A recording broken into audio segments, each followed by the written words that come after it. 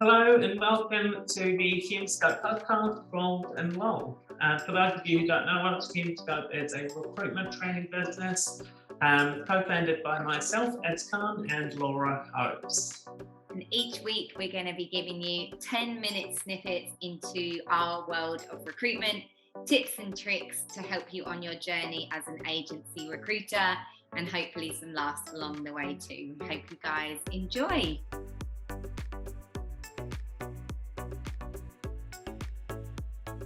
This week's episode, a controversial one, I think. Yeah. I think this is split between some people love doing this, some people hate it, others think it's completely pointless, but they still do it and do it badly, is e-shotting, so e-marketing.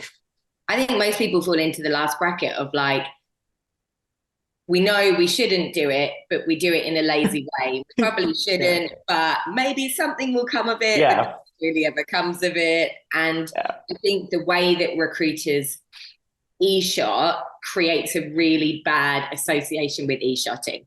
Because 100%. We just blanket spray large segmentations on the database without really thinking about, like, we're just hoping that the right person sees it as opposed to targeting it to the right person. I think that's the thing. When done poorly, it's actually more detrimental to your brand, because I think people associate e-shotting with spamming, and I 100% agree with that if your database isn't segmented and you're not doing it in an intelligent way. And whole businesses have been built, e-commerce businesses, a number of them that I know have been built on completely from their marketing perspective, not socials, from just e-shotting. And when done well, in a segmented way, it works incredibly well. But where I think recruiters fall over is their background isn't marketing. And so they go, and they're typically, let's be honest, their databases are shit and old, outdated. There's barely anything on there, let alone segmentation. And without that, you're then relying on sending one email to a whole bunch of people. Most of them will look at it and go, not relevant. And what happens when, if you think about how you receive marketing emails, if it's not completely relevant to you, you'll see that person's email once, and then in your head, you'll associate that person and that business with irrelevance, and you just automatically delete moving forward. So you could be then sending gold to that person. They will not read it because you've already done the harm in the first e-shot by not sending them something of relevance. Completely agree. And I think it is that damage being done. You know, at some point you might have the perfect role and target the perfect person, but unfortunately they associate your brand with pests, spam, because of the way that you have targeted them in the past. And if we think about most business models, you know, the marketing division is so intrinsically linked to sales, and the purpose of that marketing division from a target and numbers and KPI perspective is to generate leads to an extent for the sales team to follow up on and close, right? There's this real symbiotic relationship between marketing and sales, or there should be if a business is operating in the way it should. And because of the lean nature of most recruitment agencies, I think it's only in the last, I'd say 2-3 years that recruitment agencies have started getting really serious about having marketing functions. Like boutique agencies are actually going, we have a marketing person to look at this stuff. And a big part of that is segmentation. And for those of you who are listening to this, like they keep using this word, what does it mean? Segmentation is essentially breaking down your market to your demographics so that you can target not completely different information, but just so that you can target the information in a way that's going to resonate with those individual audiences. 100%.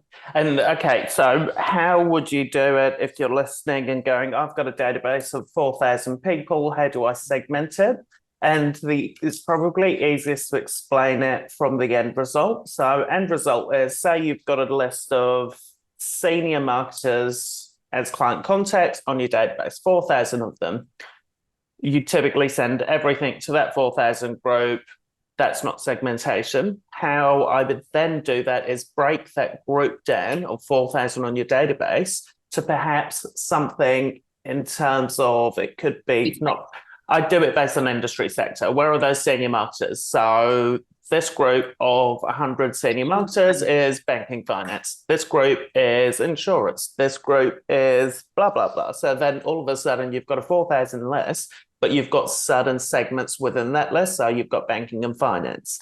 The end result of that is you're writing one e-shop, e-marketing campaign. You've got one email.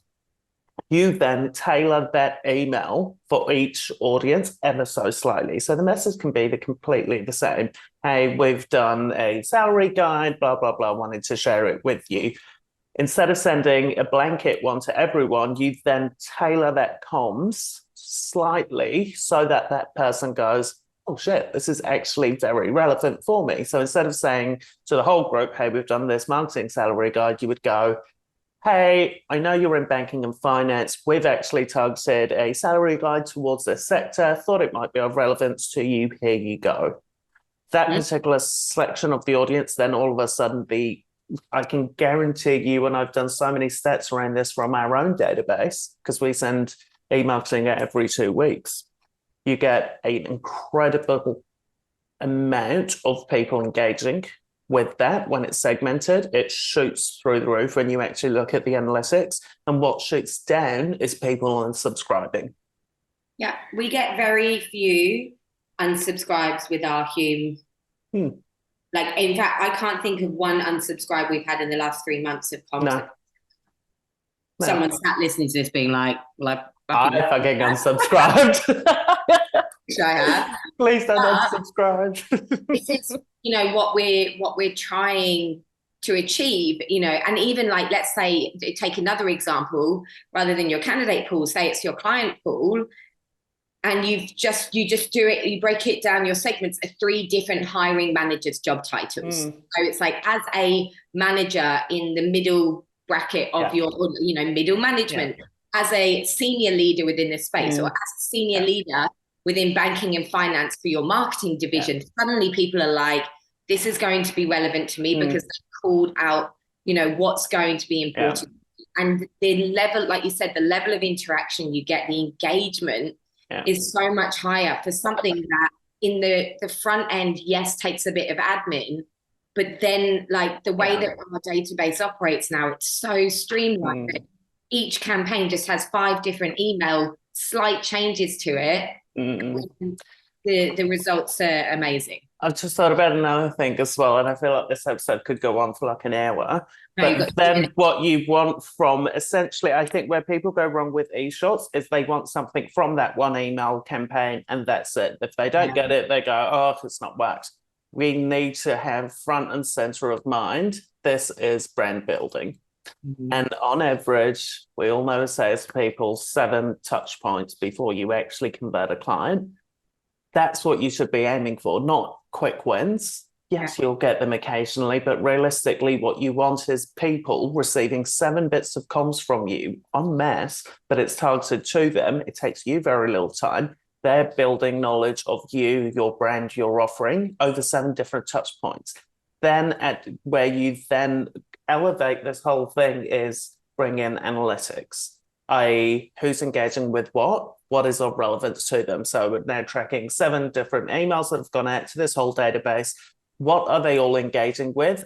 When they engage, if you're utilizing automation tools to get prompts to go, hey, this person now is super engaged with your brand, they've clicked on every email, now give them a call. That's the beauty of effective e-marketing, and then adding on the additional layer of analytics and automation. That is how you do it. Yeah, and I think there is so much at a more advanced level that we could cover with that. I would say if you're someone who is in the first 2 years of your recruitment career listening to this, and you're like, whoa, where did you just go with that? Because there is so much that we could, like, there's so much, right? I love how you bring me back down. You're always like, you've gone too far, Ez. You've gone where people want you to go. You may be isolating those in their first 12 months of recruitment. So just, I would just say from the beginning of your career, our advice would be clean data. If you're in the first couple of years and you're like, okay, how do I get started with this? Just clean up your house and have really clean data, and think about how you code your different markets, whether that be your candidates, whether that be your hiring managers. Think about how you code them on your database so that you can group people together in the first instance, even for your bulk email campaigns. Because if your data isn't clean and your house is messy, what you've got to think is, how much worth will this be in 12, 24, 36 months? So from the get-go, I would say the first thing you need to do, anyone who's looking at getting a bit smarter with this, is clean up your data and start thinking about how you code it on your database. Clean up, yes. Yeah, it's a mess. Your house is a mess. All right. Okay, that's enough for this week. I feel like I got a bit ranty this week, and it's not really... good.